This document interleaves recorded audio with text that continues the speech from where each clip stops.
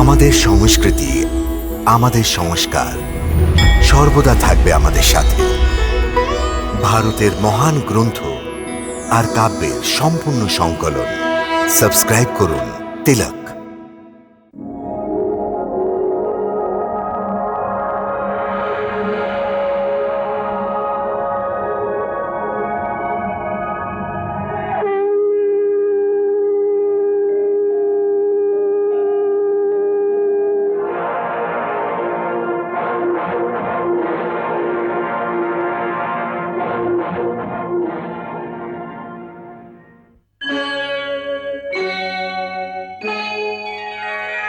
Krishna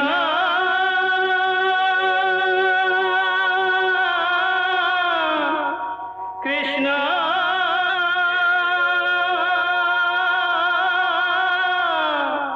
Hare Krishna Hare Hare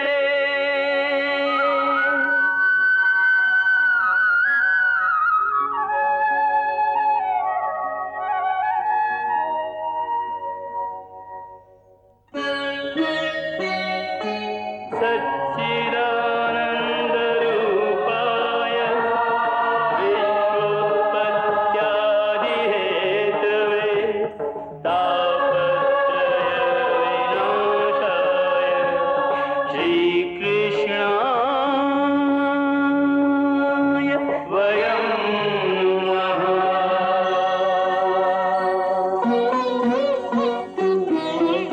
Shrikrishna Govind हरे मुरारे हे नाथ नारायण वासुदेव हरे कृष्ण राधे राधे कृष्ण कृष्ण हरे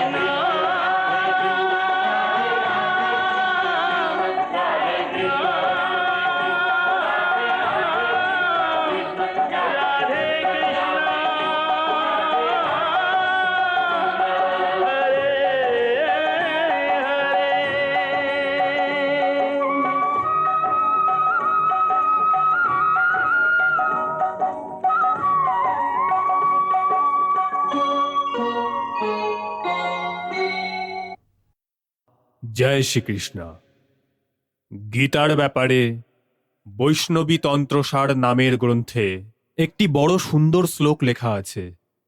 সর্ব উপনিষদ গাও দগ্ধা গোপাল নন্দনা পার্থ ভৎস সুধি উপভক্তা দুগ্ধা গীতা অমৃতম মহৎ। অর্থাৎ সমস্ত উপনিষদ গরু, ওই শাস্ত্ররূপী গরুর স্তন থেকে যে জ্ঞানরূপী দুধ বেরোয় ওটাই গীতা। আর এই গীতারূপী দুধকে যে দুইছে গোয়ালার পুত্র, ওর নাম কৃষ্ণ। অর্জুন বাছুর যে কৃষ্ণরূপী গোয়ালার সাহায্যে গীতা অমৃত রূপী দুধ পান করছে। বাস্তবে গীতা জ্ঞান, ভক্তি এবং কর্মের একটি গঙ্গা, যা যুগ যুগ ধরে পৃথিবীর বুকে প্রবাহিত হচ্ছে। গীতার উৎপত্তি একটি বড় ড্রামাটিক মোমেন্টে হয়েছে। এটা ওই মুহূর্ত ছিল যখন কৌরব এবং পাণ্ডবদের মহান সৈনিকেরা যুদ্ধের জন্য কুরুক্ষেত্রের ময়দানে এসে একে অপরের সামনে দাঁড়িয়ে পড়ে। আর পাণ্ডবদের সর্বশ্রেষ্ঠ যোদ্ধা অর্জুন হঠাৎ করে যুদ্ধ করার জন্য অস্বীকার করে।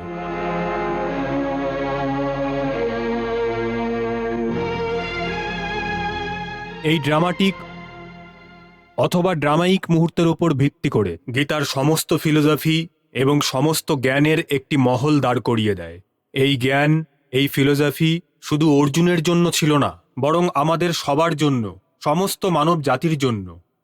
কারণ অর্জুনের মতো প্রত্যেক ব্যক্তির জীবনে এরকম মুহূর্তও আসে যখন ওর জন্য এই নির্ণয় নেওয়া কঠিন হয়ে যায়, ওই সময় ওর ধর্ম কি, ওর কর্তব্য কি। সেই জন্য জ্ঞানীরা বলেন যে প্রত্যেক প্রাণীর জীবনে যে কর্তব্য ক্ষেত্র আছে ওটাই ওর কুরুক্ষেত্র।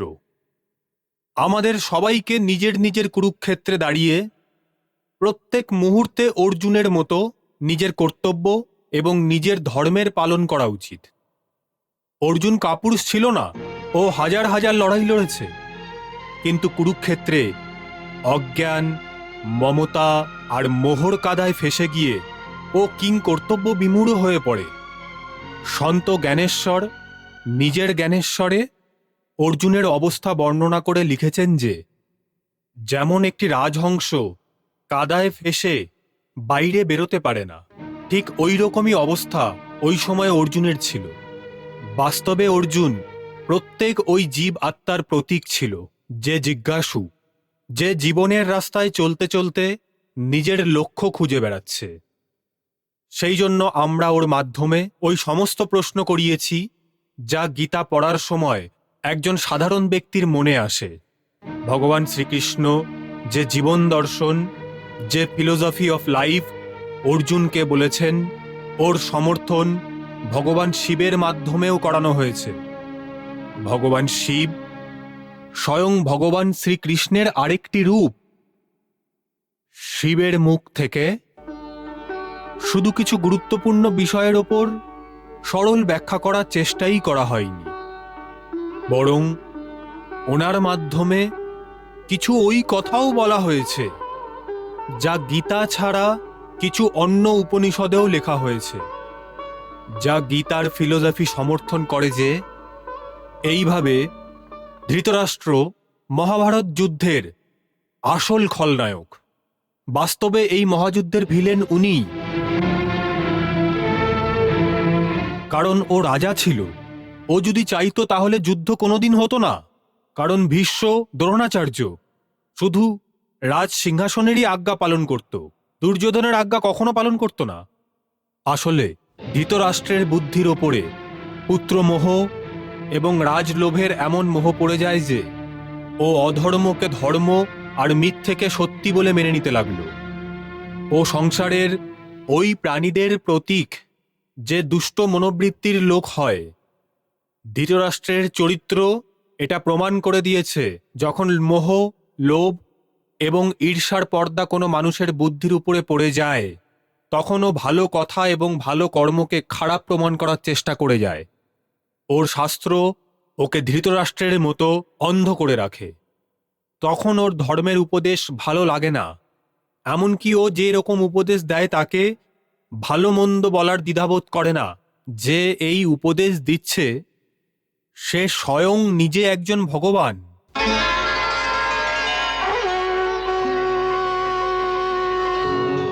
ওকে স্বয়ং ভগবান শ্রীকৃষ্ণ শান্তির দূত হয়ে এসেছিলেন, বুঝিয়েছিল যে যুদ্ধকে তুমি থামাতে পারো। বলুন মহারাজ, বলুন, আপনি কি পাণ্ডবদের ওদের অধিকার থেকে বঞ্চিত করে দিতে চান? বলুন মহারাজ, বলুন। বলুন মহারাজ ধৃতরাষ্ট্র, এই সময় নীরবই থাকার নয়।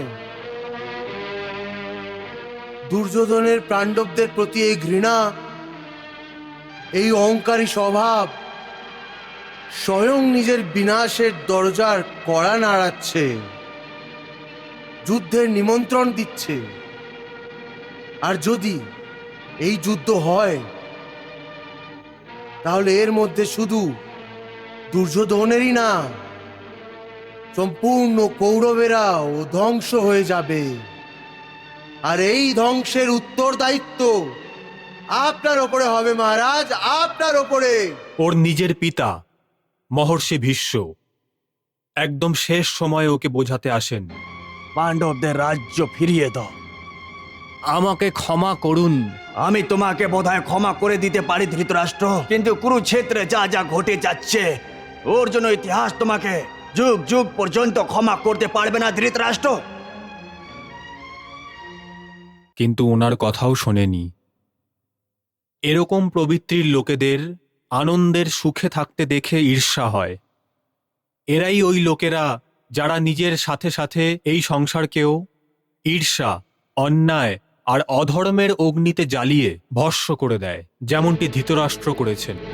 সঞ্জয় ধৃতরাষ্ট্রের ইনার কনসাস একটি সিম্বল, ওর চিন্তা ওর অন্তরের একটি প্রতীক। প্রত্যেক মানুষের চিন্তা অথবা ওর অন্তরের আত্মা সঞ্জয়ের মতো সত্যিকে দেখতে পারে, আর মানুষ সত্যি বলার চেষ্টা করে। কিছু লোক নিজের অন্তরের আওয়াজকে শোনে, কিন্তু ধৃতরাষ্ট্রের মতো স্বার্থপর এবং দুষ্ট বুদ্ধি নিজের অন্তরের এই আওয়াজকেও দাবিয়ে দেওয়ার চেষ্টা করেছিল, কিন্তু প্রাণীদের অন্তরের আত্মার আওয়াজ সঞ্জয়ের মতো চুপ করে থাকতে পারেনি। কি ধরনের অনুচিত কথা বলছেন আপনি? একজন ক্ষত্রিয় মহারাজকে এই অধর্ম এবং অন্যায় কথা বলা শোভা দেয় না। আপনার কথা যুদ্ধের নিয়মের বিরুদ্ধে মহারাজ। একজন অস্ত্রহীন যোদ্ধা এবং সৈনিকদের ওপরে প্রহার করা উচিত নয়। এই সময় আমরা গীতার দ্বিতীয় অধ্যায়ের মাঝখানে আছি। বাস্তবে দ্বিতীয় অধ্যায়ই গীতার সবচেয়ে গুরুত্বপূর্ণ অধ্যায়, যার মধ্যে সমস্ত ফিলোসফি, সমস্ত দর্শন ভরে দেওয়া হয়েছে। জ্ঞানী লোকেরা বলেন যে গীতার দ্বিতীয় অধ্যায় সমস্ত গীতার 18 অধ্যায়ের প্রাণ। আর ওই দ্বিতীয় অধ্যায়ের শেষ 18টা শ্লোক ওর আত্মা, যেখানে স্থিতি, প্রজ্ঞা, গুণ এবং শক্তির বর্ণনা করা হয়েছে। ওই 18টা শ্লোক আর ওর মধ্যে বর্ণিত স্থিতি প্রজ্ঞার সম্বন্ধে আমরা আপনাকে আগামী এপিসোডে বলবো। জয় শ্রীকৃষ্ণ। হে কেশব, একদিকে তুমি সন্ন্যাসের কথা বলছো, সন্ন্যাসীর মতন সমস্ত আত্মীয় স্বজনকে ভেঙে দেবার কথা বলছো, আর অন্যদিকে আমাকে কর্ম করার জন্য বলছো। এই দুটোই কথা পরস্পর বিরোধী। তুমি জানো, মনুষ্য যে কোনো কর্ম করে সেই কর্মের কোনো কারণ হয়, কেউ প্রেরণা দেয়, যার প্রেরণার জন্য মনুষ্য কর্ম করে। কোনো ভাবনা তো নিশ্চয়ই হয়, যেই ভাবনার অনুভূতির জন্য মনুষ্য ভালো খারাপ যে কোনো কর্ম করে থাকে। অর্থাৎ কর্ম শিকরে অনুভূতি হয়, আর অনুভূতির শিকরে কোনো না কোনো সম্পর্ক নিশ্চয়ই হয়। কারণ যে কোনো সম্পর্ক কোনো আত্মীয় বাত্মীয়র ভাবনা তো জন্ম নিতে পারে না। অর্জুন, তুমি ঠিক বলছো। সম্পর্ক এবং আত্মীয় দিয়েই ভাবনার স্রোত বের হয়, কিন্তু অনুভূতির নদী তাড়াতাড়ি শুকিয়ে যায়। ঠিক ওইভাবেই, যেইভাবে আগুনের জলে ফোঁটা তৎক্ষণাৎ অদৃশ্য হয়ে যায়। যে মারা গেছে তার চিতা ঠান্ডা হওয়ার আগেই আত্মীয় স্বজনের চোখের জলও শুকিয়ে যায়। কেউ 2 ঘন্টা কাঁদে, কেউ 2 দিন। যে সবচেয়ে বেশি কাঁদে সে মা। ও কিছু দিনের মধ্যে সংসারের মায়ায় মোহতে ফেসে গিয়ে নিজের অন্য কর্মে লেগে যায়।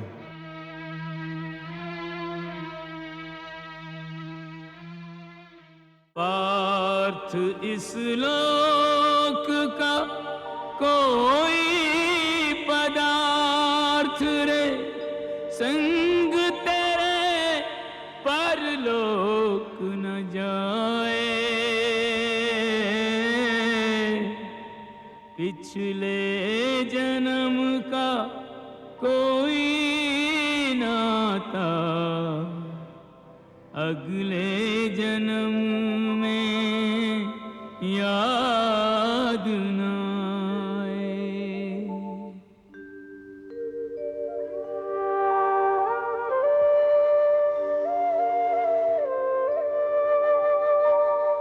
स्मृतियों का बोझा ढोने से विस्मृति का वरदान बचाए। हर जन्म के नाते याद रखे तो प्राणी पागल ही हो जाए। 4 दिनों की प्रीत जगत में 4 दिनों के नाते हैं।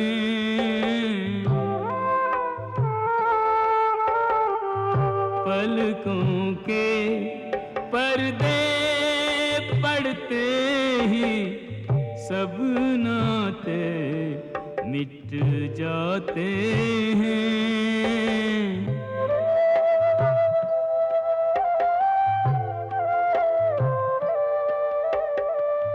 घर के स्वामी के जाने पर घर की शुद्धि कराते हैं।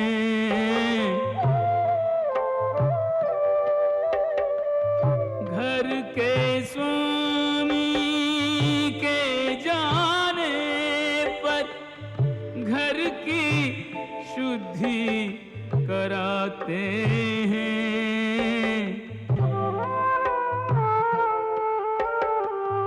जिनकी चिंता में तू जलता वे ही चिता जलाते हैं।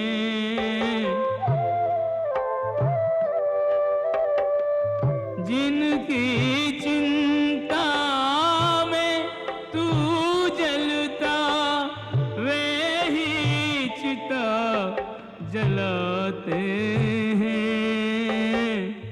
जिन पर रक्त बहाए जल सम जल में वही बहाते हैं।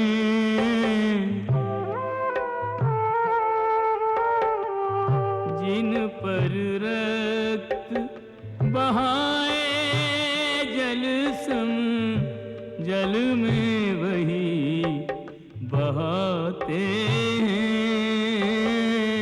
पिंड दान कर प्रेतात्मा से अपना पिंड छुड़ाते हैं।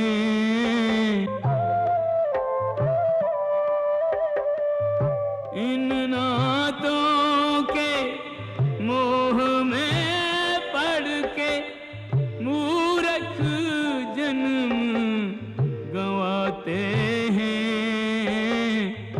तोड़ इन नातों की बेड़ी जो कायर तुझे बनाते हैं।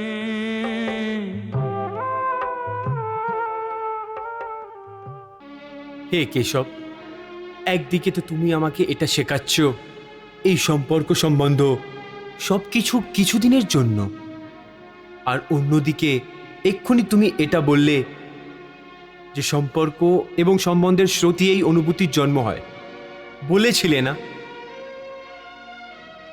হ্যাঁ, আর আমি এটা বলেছিলাম যে কর্ম করার জন্য কোনো না কোনো অনুভূতির প্রয়োজন হয়, আর ভাবনার জন্য আত্মীয় স্বজনের প্রয়োজন হয়। কারণ কোনো না কোনো সম্পর্কের শিখরেই তো ভাবনার অনুভূতি হয়। সেই জন্য যদি মনুষ্য সমস্ত সম্পর্ক ভেঙে দেয়, নিজের অনুভূতিকে ত্যাগ করে দেয়, তাহলে ও কর্ম কার জন্য করবে? নিজের ধর্মের জন্য। ধর্মের জন্য? হ্যাঁ, নিজের ধর্মের জন্য। অর্থাৎ ধর্মের জন্য ভাবনার প্রয়োজন হয় না? না, ধর্মের জন্য অনুভূতির না, বরং নিজের কর্তব্যের জ্ঞানের প্রয়োজন হয়। এটা জানাও প্রয়োজন হয় যে যে মানুষ বুঝে নেয় যে ওই পরিস্থিতিতে ওর কর্তব্য কি। অনুভূতি তো যখন তখন কর্তব্যের পথে এসে যায় এবং মানুষকে দুর্বল করে দেয়। এখন এই সময় তোমার অনুভূতির জন্যে তোমার মনে যে মোহ উৎপন্ন হয়ে গেছে, ওটা তোমাকে কর্তব্যের পথ থেকে বাইরে করে দিচ্ছে। সেই জন্য শাস্ত্রে বলে যে কর্তব্য অনুভূতির থেকে বড় হয়। এক্ষুনি তুমি অনেক বড় জ্ঞানের মতো তর্ক করলে যে কর্মের জন্য কোনো প্রেরণা হওয়া উচিত, আর প্রেরণার জন্য কোনো না কোনো অনুভূতির প্রয়োজন হয়। এই সমস্ত তর্ক মোহজনিত। আত্মীয় স্বজনের মোহ নিয়ে তোমার বুদ্ধিকে নষ্ট করে দিয়েছে। এই জন্য তুমি সত্যি দেখতে পাচ্ছ না। সেই জন্য এই সময় তুমি ধর্মকে স্পষ্ট দেখতে পাচ্ছ না। ধর্ম কি এবং ওর ব্যাখ্যা কি, এই ব্যাপারে সিদ্ধান্ত কে নেয়? হে মধুসূদন, উনি কে যে ধর্মের বিধান বানিয়েছেন? হে অর্জুন, প্রত্যেকটি প্রাণী নিজের ধর্মের বিধান নিজেই বানায়। আমি বুঝতে পারলাম না কেশব। দেখো পার্থ, ধর্মের যে বিধান হয়তো অন্য কেউ বানিয়েছে, কিন্তু ওটা তোমার ধর্ম হতে পারে না। তোমার ধর্ম ওটাই যেটা তুমি নিজে বানিয়েছো, যাকে তোমার আত্মা স্বীকার করে নিয়েছে। ধর্ম ব্যক্তিগত সম্পত্তি, যার ফয়সলা ব্যক্তিকে স্বয়ং করতে হয়। আমি আমি এখনো বুঝতে পারলাম না কেশব। দেখো পার্থ, আমি একটু উদাহরণ দিয়ে তোমাকে বোঝাচ্ছি। কোনো একটি গ্রামে ডাকাতেরা হামলা করে গ্রামের মেয়েদের অপহরণ করেছে।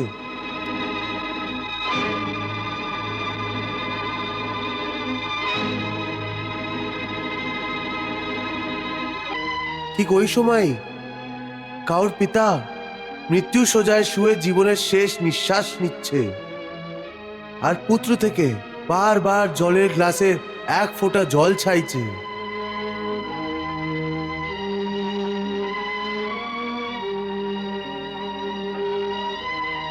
ওই সময় ওই ব্যক্তির কি ধর্ম? ও মৃত্যুপ্রায় পিতার কণ্ঠে অন্তিম সময়ে গঙ্গা জলের এক ফোঁটা ফোঁটা করে পান করিয়ে ও নিজের পুত্র ধর্মের পালন করবে,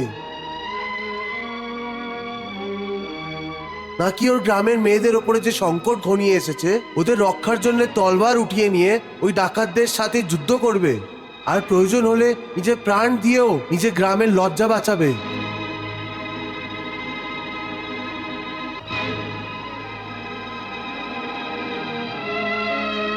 এর সিদ্ধান্ত অন্য কেউ কি করে নিতে পারে? একেই ধর্মের মোড় অথবা ধর্ম সংকটও বলা হয়। এরকম পরিস্থিতিতে ওই ব্যক্তি কি করবে? ওর ফয়সলা বাইরের কোনো লোক করতে পারবে না। এই নির্ণয় ওকেই নিতে হয় যে ওই সময় ওর প্রথম ধর্ম কি। ওই সময় ওর আত্মা যে আওয়াজ দেয় ওটাই ওর ধর্ম। সেই জন্য হে অর্জুন, প্রত্যেক প্রাণীর ধর্ম ব্যক্তিগত হয়। अपने अपने कर्म का सबके लिए विधान, जग में कर्म प्रधान है, जग है कर्म प्रधान, जग है कर्म प्रधान।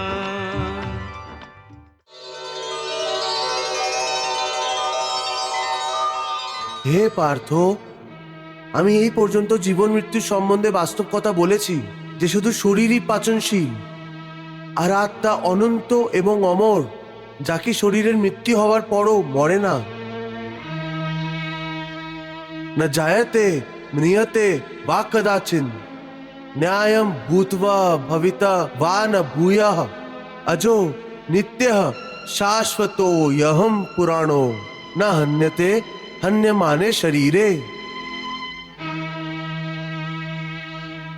যে এই আত্মাকে মরে যাবে বলে মনে করে অথবা যে একে মারবে বলে মনে করে, ওরা দুজনই অজ্ঞানী। কারণ আত্মা না তো কাউকে মারে, আর নাই কাউর মাধ্যমে মারা যেতে পারে। সেই জন্য কোনো লোকের মৃত্যু অথবা কাউর মরার শোক না করে তুই নিজের কর্তব্য কর। তোর ধর্ম যুদ্ধ করা। তুই নিজের ধর্ম মনে করে যুদ্ধ কর। যুদ্ধ যুদ্ধ যুদ্ধ, এই শ্রীকৃষ্ণ আর কতক্ষণ পর্যন্ত যুদ্ধ করার মালা জপতে থাকবে? যদি অর্জুন যুদ্ধ করতে না চায় তাহলে ওকে এভাবে যুদ্ধ করার জন্য বাধ্য করা উচিত? উচিত তো এটাও নয় মহারাজ। যে কোনো যোদ্ধা যুদ্ধভূমিতে যায় যুদ্ধ করার জন্য অস্বীকার করে। এটা তো এরকম হলো যে কোনো মাঝি নৌকোতে সবাইকে বসিয়ে সমুদ্রের মাঝখানে নিয়ে গিয়ে বলে, আবার বলে, আমি এখন নৌকো চালাতে পারবো না, নৌকো চালাতে পারবো না আমি। তাহলে এতে কৃষ্ণের কি লোকসান হবে? আত্মাকে অমর বলে অনুভূতির বর্ষায় ভিজিয়ে অর্জুনের কোমল মনকে কেন পাথরের বানাচ্ছে কৃষ্ণ? যদি আত্মা অমর হয়ে থাকে তাহলে এটা কি বলা জরুরি যুদ্ধ করে যুদ্ধভূমিকে হাজারো লাখো মৃতদেহ দিয়ে ঢেকে দেওয়া হোক? যুদ্ধ করে কারোর কিছু লাভ হবে? মহারাজ, যুদ্ধতে লোকসান কৌরব এবং পাণ্ডবদের দুজনেরই হবে, কিন্তু এই যুদ্ধের শেষ লাভ কার হবে এই সম্বন্ধে তো যুদ্ধের পরেই জানা যাবে। আর যদি অর্জুনের অস্ত্র নিচে রেখে দেওয়ার জন্য যুদ্ধই না হয় তাহলে এর লাভ নিশ্চিত। হ্যাঁ মহারাজ, নিশ্চিতভাবে এর লাভ কৌরবদেরই হবে, আর ওদের পাণ্ডবদের ওদের রাজত্ব ফেরত দিতে হবে না। ঠিক আছে, ঠিক আছে। হে মধুসূদন, তুমি বারবার এই কথা বলছো যে মনকে সম্পূর্ণভাবে অয়তে আনতে হবে, তাহলে মুক্তির দ্বার খুলে যাবে। কিন্তু মনকে আয়তে আনতে গেলে কোনো সরল রাস্তা আছে? রাস্তা তো অবশ্যই আছে, সরল তো বটেই, কিন্তু অনেক কঠিনও। সরলও আর কঠিনও, এর কি অর্থ কেশব? এর অর্থ আছে, যদি তুমি ধৈর্যবান হও, দৃঢ় সংকল্প হও, তাহলে এই কাজ সরল। কারণ যদি তোমার ধৈর্যর অভাব হয়, তাহলে দৃঢ় সংকল্প নিতে পারবে না। আর যদি দৃঢ় সংকল্প না নিতে পারো, তাহলে কয়েক জন্ম পর্যন্ত ঘুরতে বাড়াবে। এই দৃঢ় সংকল্প কি করে নেওয়া যায়? বিশ্বাসে, কার মধ্যে বিশ্বাস? ভগবানের প্রতি বিশ্বাসে, সত্যির প্রতি বিশ্বাসে, নিজের ধর্মের প্রতি বিশ্বাস রেখে।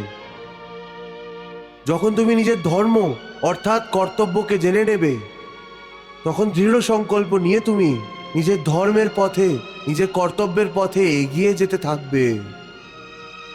তারপর তুমি সুখ দুঃখ, লোকসান লাভ, জয় পরাজয় কে এক সমান এই মনে করে নিজের পথ থেকে পথভ্রষ্ট হবে না।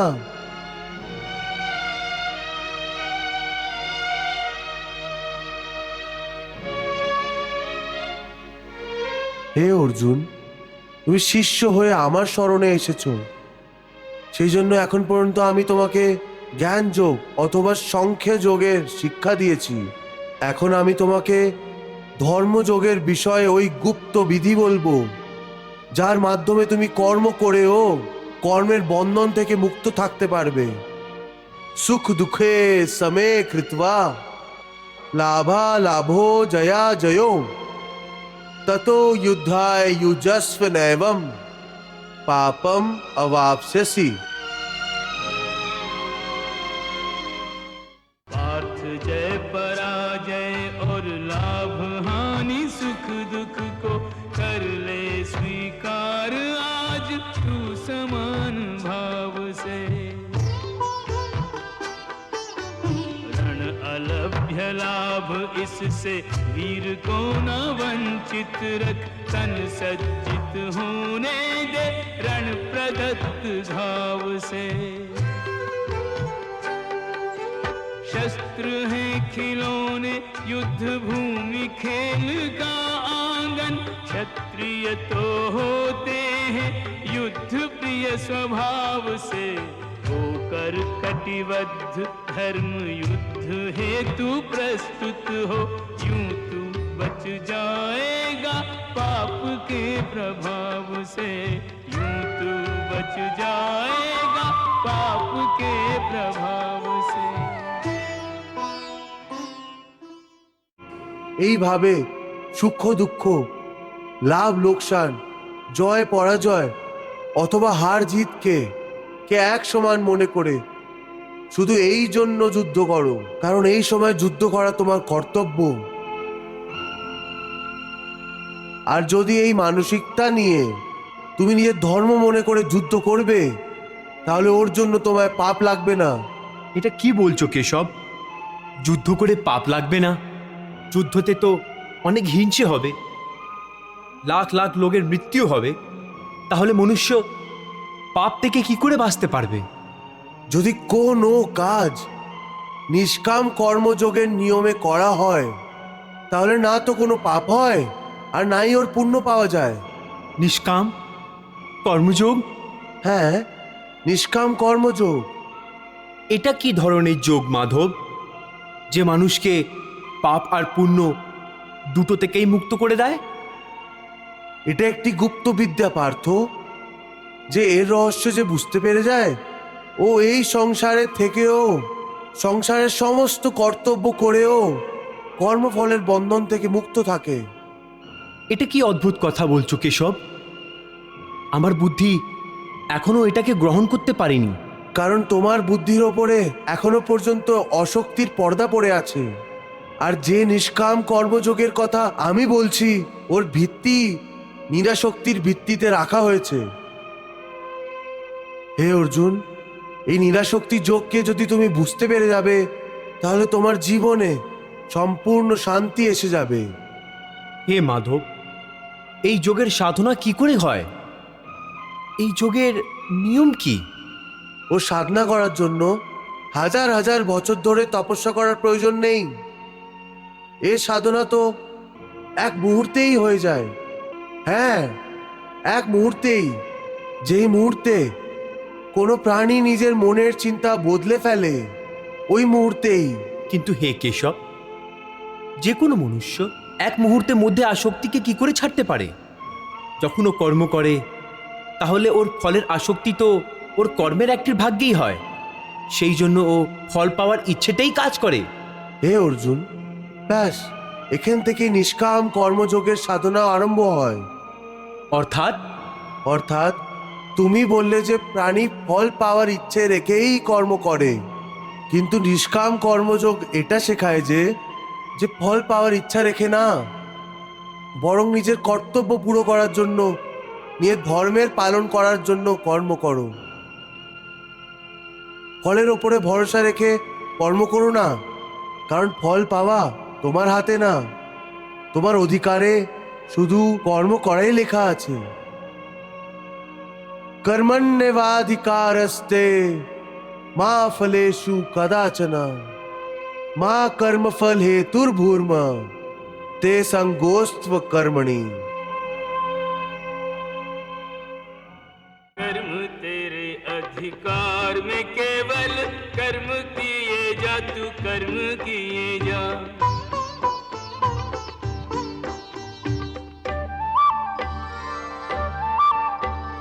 फल की इच्छा त्याग के अर्जुन, पालन अपना धर्म किए जा। किस स्थिति में क्या धर्म है तेरा, किस स्थिति में क्या धर्म है तेरा, ज्ञात तू इसका मर्म किए जा। किस स्थिति में क्या धर्म है तेरा, ज्ञात तू इसका मर्म किए जा। तेरे लिए जो धर्म है निश्चित, निष्ठा से वो कर्म किए जा। तेरे लिए जो धर्म है निश्चित, निष्ठा से वो कर्म किए जा। এ পার্থ, তুমি কর্ম করতে পারো, কর্ম করার সংকল্পও করতে পারো, কিন্তু এর ফল পাওয়া তোমার হাতে নেই। হে মধুসূদন, আমি যেই কাজের সংকল্প করব, ওই কাজটা আমি নিশ্চয়ই করব। যখন ভোজন করার নিশ্চয় করে বসবো, তাহলে এক কামড় উঠে মুখে নিশ্চয়ই রাখবো, তাহলেই তো ওটাকে খাবো। যদি ওই খাবারের এক কামড় তোমার ভাগ্যতে নেই, হ্যাঁ, তখন তুমি ওটাকে মুখ পর্যন্ত তো নিয়ে যাবে, কিন্তু ওই কামড়ের এক দানাও তুমি মুখে ঢুকাতে পারবে না। হে অর্জুন, শুধু কর্মের সংকল্পই প্রাণীর অধিকারে আছে, ওর ফল প্রাণীর অধিকারে নেই। সেটা কি করে? আমি বলছি কি করে। পার্থ, একটু ওই দৃশ্যের কল্পনা করো যে নগরের ধনবান ব্যক্তির সম্মুখে অনেক সুস্বাদু ভোজন পরিবেশন করা হয়েছে। থালা সোনার, গরম গরম ব্যঞ্জন ভরা আছে, যাকে দেখে ও অনেক প্রসন্ন হচ্ছে।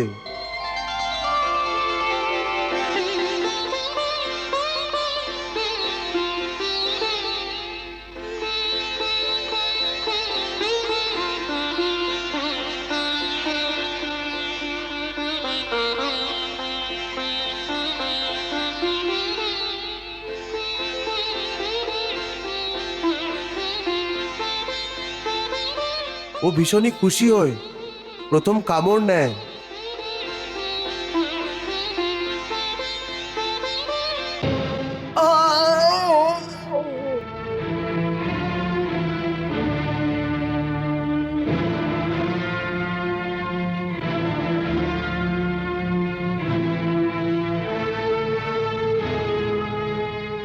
দেখলে তো, যদি ভাগ্যতে না হয় তাহলে মুখ পর্যন্ত পৌঁছেও খাবার খেতে পারা যায় না।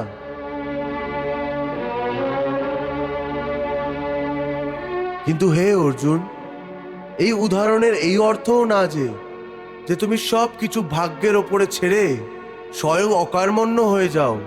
মনে রেখো, আমি বলেছি যে মা কর্ম ফল হেতুর ভূ মারতে সংগোষ্ঠ কর্মণি। হে কেশব, তোমার কথা অনুযায়ী যদি ফল ভাগ্য যদি নিজের অনুযায়ী দেয়, তাহলে প্রাণীকে কর্ম করার প্রয়োজনটা কি? কর্ম করার প্রয়োজন কি এটা জানার আগে এটা তো অবশ্যই জেনে নাও যে ভাগ্য কি, ভাগ্য কি করে তৈরি হয়। হে কেশব, ভাগ্য কি ওটা জানা তো কোনো কঠিন কাজ না। এটা তো সোজা কথা যে ভগবানের যা ইচ্ছে হয় ওটাই মানুষের ভাগ্য হয়। না অর্জুন, না, এই ধারণা সত্যি না। কেন সত্যি না? কারণ আমি কারোর ভাগ্য বানাই না, আর আমি না কোনো প্রাণীর কর্ম অথবা কর্ম ফলের হিসাবে দখলও দেই না। সেই জন্য প্রাণীর ভাগ্য বানানোর সময় আমার কোনো হাত থাকে না। তাহলে কে বানায় প্রাণীদের ভাগ্য? প্রাণীদের নিজের কর্ম। অর্থাৎ? অর্থাৎ এই যে প্রাণী যেমন কর্ম করবে ওরমই ফল পাবে। ভালো কর্ম করলে ভালোই ফল পাবে, আর খারাপ কর্ম করলে খারাপ ফল পাবে। এই যে প্রাণীর ভালো মন্দ কর্মের ভালো মন্দ ফলের যে হিসাব নিকাশ হয় তাকেই ভাগ্য বলা হয়। নিজের পুণ্যের ফল অনুযায়ী সুখ আর নিজের পাপ কর্ম অনুযায়ী দুঃখ প্রাণীকে এই জন্মেই অথবা আগামী জন্মে ভোগ করতেই হবে, ওটাকে আড়ানো যাবে না।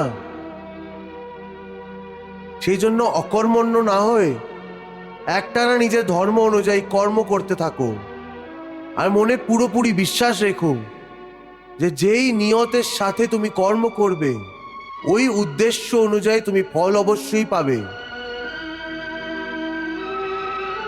কর্মের এটা অটল বিধান, এর মধ্যে কখনো কারোর সাথে অন্যায় হতে পারে না। হে অর্জুন, প্রাণীদের কোনো কর্ম নষ্ট হয় না, মানুষ নিজের সমস্ত কর্মের ফল অবশ্যই পায়।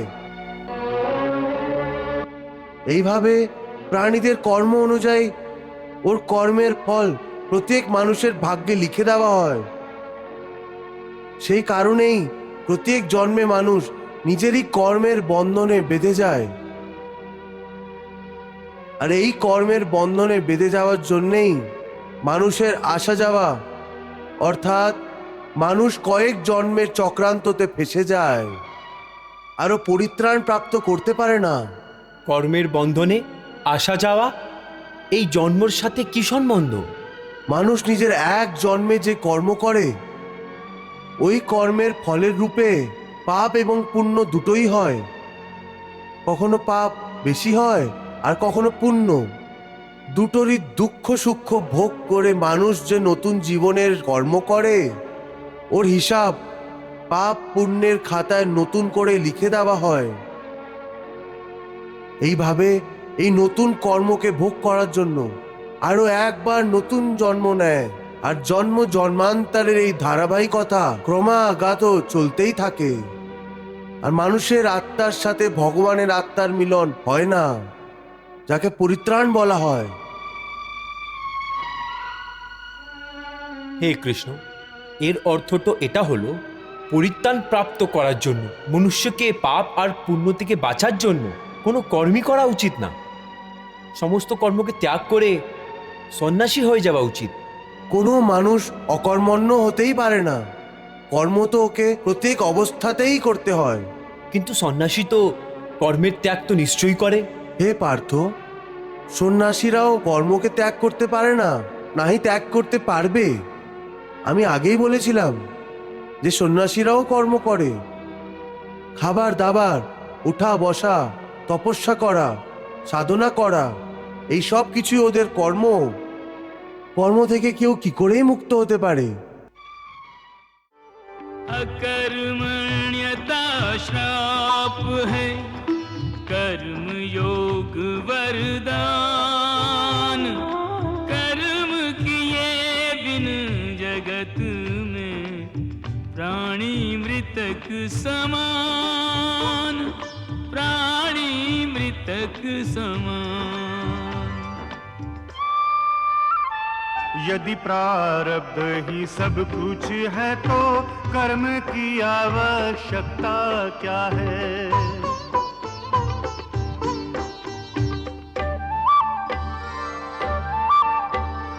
कर्म बिना प्रारब्ध न बनता, इसलिए कर्म विधान बना है।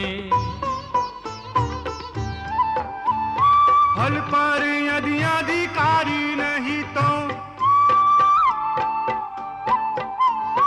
फल पर यदि अधिकारी नहीं तो कर्म का पौधा क्यों बोना है?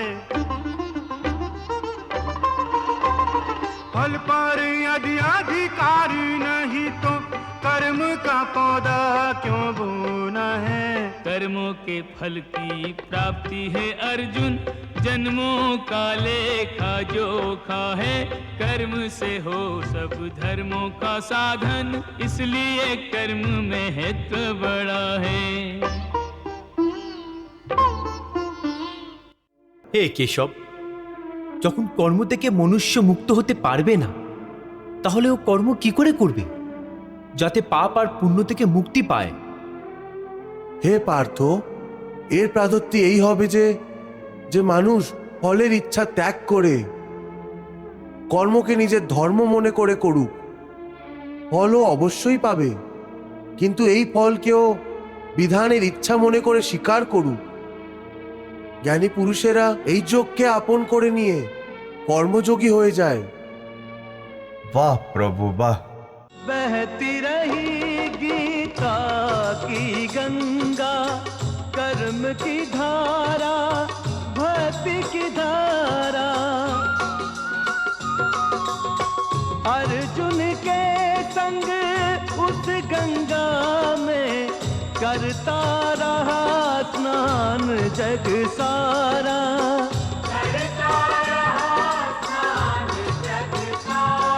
सब धर्मों के भेद भुला के एक मेरा शरणागत हो जा। मैं हर पाप से मुक्ति दूंगा, शोक न कर मेरी भक्ति में खो जा। शोक न कर मेरी भक्ति में खो जा। धर्म अधर्म के भेदों से न्यारे, अमर है गीता की बोल सारी। हे नाथ नारायण वासुदेव, श्री कृष्ण गोविंद हरे मुरारे। हे नाथ नारायण वासुदेव, विद्युमात स्वामी सखा हमारे। विद्युमात स्वामी सखा हमारे। हे नाथ नारायण वासुदेव, श्री कृष्ण गोविंद हरे मुरारे। हे नाथ नारायण वासुदेव। हरे कृष्ण कृष्ण कृष्ण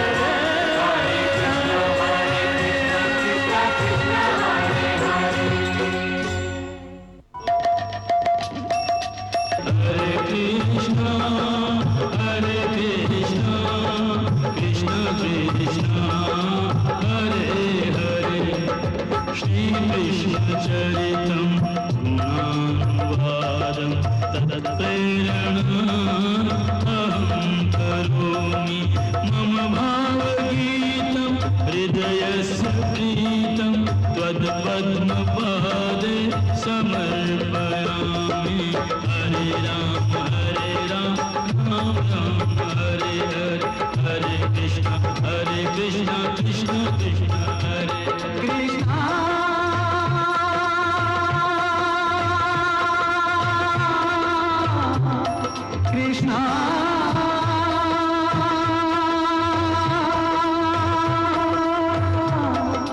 हरे कृष्णा